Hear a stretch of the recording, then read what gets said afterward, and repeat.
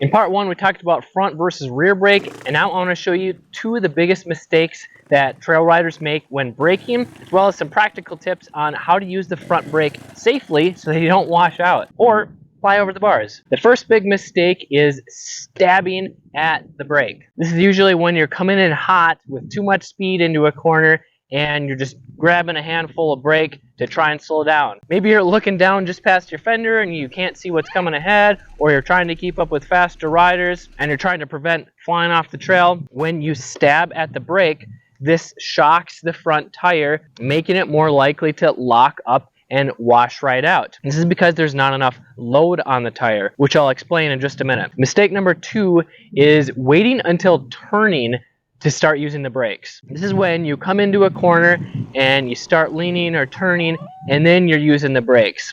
Maybe you're trying to improve your corner speed by just riding faster and coming in with more speed into the corner, but then you realize you have too much speed and you have to use the brakes. Well, once you start leaning and turning the bike, you start to drastically lose potential traction with the tire. Let's say you got the front tire, you're riding straight, you have maximum potential traction because when you use the brake, the tire is pushing straight down into the ground. But once you start leaning, when you use the brake, this puts a side load, that angle load, on the tire, so it wants to push out like that. It's like when you're taking a fast corner on a car, you start turning the steering wheel and you slam on the brakes, it's going to lock up a lot more easily than if you were driving straight and were hard on the brakes. Let me know if that makes sense. Now I want to give you 5 practical tips that will help you build more confidence so that you use the brake efficiently. And the first one is only using one finger on the front brake. A common habit that I see new trail riders making is using 2 or 3 or even all 4 fingers. Maybe you were taught that in motorcycle safety class.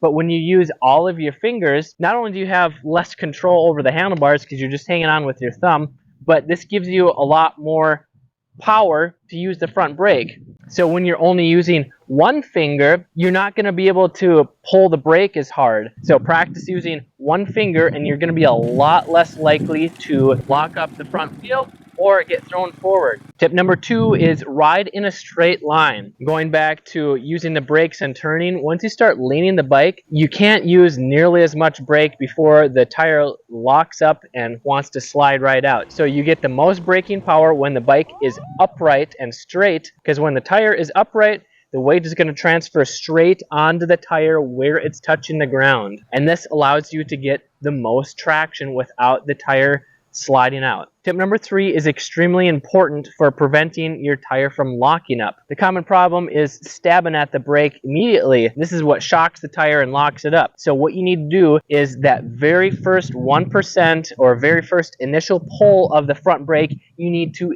ease on and be very smooth. When you smoothly pull the front brake in, this lets the weight and load transfer onto the tire, and getting that weight onto the front tire is what gives you more traction. So if you pull too hard too soon, that's what's gonna lock it up and wash right out. But if you give it just enough time for that weight to transfer onto the tire, then you can progressively apply more brake without it locking up. Does that make sense? That was actually tip number 4 as well. Getting the load onto the front tire. That is what's key to getting traction, because if you don't have enough load or weight on the tire, it's not digging those knobs into the dirt. This is one of the basic techniques that I teach in my virtual dirt biker school so that you have more confidence when trail riding. And if you want to start out for free, I got a basic techniques guide. The link is in the description below. Tip number 5 is start slow. If you're trying to improve your speed trail riding, it's easy to